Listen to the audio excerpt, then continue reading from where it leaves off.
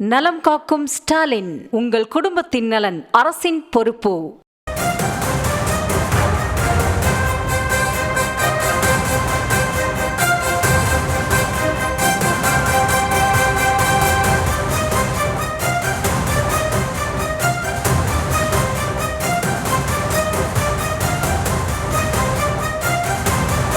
அண்மை செய்திகளை பார்த்து வருகிறோம். சீன அதிபர் ஜி ஜின்பிங்கை பிரதமர் மோடி சந்தித்து வருகிறார்.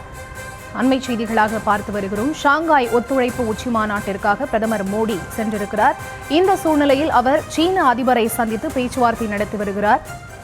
எல்லை பாதுகாப்பு, இரு நாடுகள் ஒத்துழைப்பு தொடர்பாகவும் இந்த பேச்சுவார்த்தையில் பேசக்கூடும் எனவும் எதிர்பார்க்கப்படுகிறது. இந்த நிலையில் சீன அதிபரை பிரதமர் மோடி சந்தித்து பேசி வரக்கூடிய அந்த செய்திகள் வெளியாக இருக்கின்றன. அண்மை செய்திகளாக பார்த்து வருகிறோம். சீன அதிபர் ஜி ஜின்பிங்குடன் பிரதமர் நரேந்திர மோடி சந்திப்பு நிகழ்த்தி வருகிறார். இது தொடர்பான முழுமையான விவரங்களுக்கு இணைகிறார் எமது செய்தியாளர் ராஜேஷ். அவரிடம் பேசலாம். வணக்கம் ராஜேஷ், இந்த சந்திப்பு தொடர்பான முழுமையான விவரங்கள். வணக்கம். சீன அதிபரை பிரதமர் நரேந்திர மோடி சந்தித்திருக்கின்றார். உலக அளவில் இது ஒரு முக்கியமான சந்திப்பாக பார்க்கப்படுகிறது. இந்தியாவும் அமெரிக்காவும் ஏறக்குறைய வர்த்தகத்தில் ஒரு பெரும் நெருடலை சந்தித்து வரக்கூடிய சூழலில் நம்முடைய பிரதமர் சீனா சென்றிருப்பதும், அங்க இருக்கக்கூடிய அதிபர் மற்றும் அங்க இருக்கக்கூடிய முக்கிய அதிகாரிகளை அவர் சந்தித்திருப்பதும் உலக அளவிலே முக்கியமான ஒரு விஷயமாக பார்க்கப்படுகின்றது.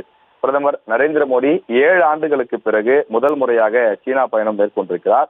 அவர் இந்த பயணத்தின் மூலமாக இந்தியா மற்றும் சீனாவுடனான இருதரப்பு உறவை வலுப்படுத்துவது சம்பந்தமாக பேசுவார் என்று எதிர்பார்க்கப்படுகின்றது. ஏற்கனவே அமெரிக்கா விதித்திருக்கக்கூடிய 50% வரியால் இந்தியாவில் பல துறைகள் பாதிக்கப்படக்கூடிய ஒரு சூழல் ஏற்பட்டிருக்கின்றது.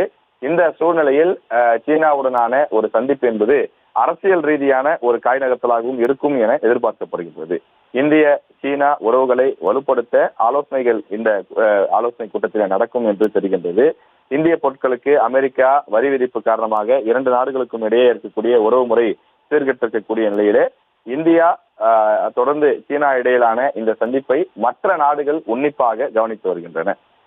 ஆகஸ்ட் 31, அதாவது இன்று முதல் நாளை வரை நடைபெறக்கூடிய 2 நாட்கள் உச்சி மாநாட்டில் ரஷ்ய அதிபர் புதின் உட்பட 20க்கும் மேற்பட்ட உலக நாடுகளுடைய தலைவர்கள் பங்கேற்பதாக அறிவிக்கப்பட்டிருந்தது.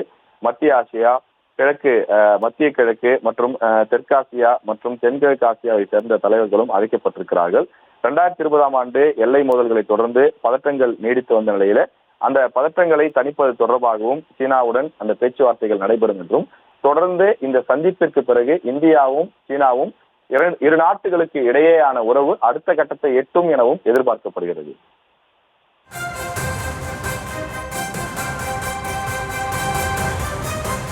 விவரங்களுக்கு நன்றி ராஜேஷ். நலம் காக்கும் ஸ்டாலின், உங்கள் குடும்பத்தின் நலன் அரசின் பொறுப்பு.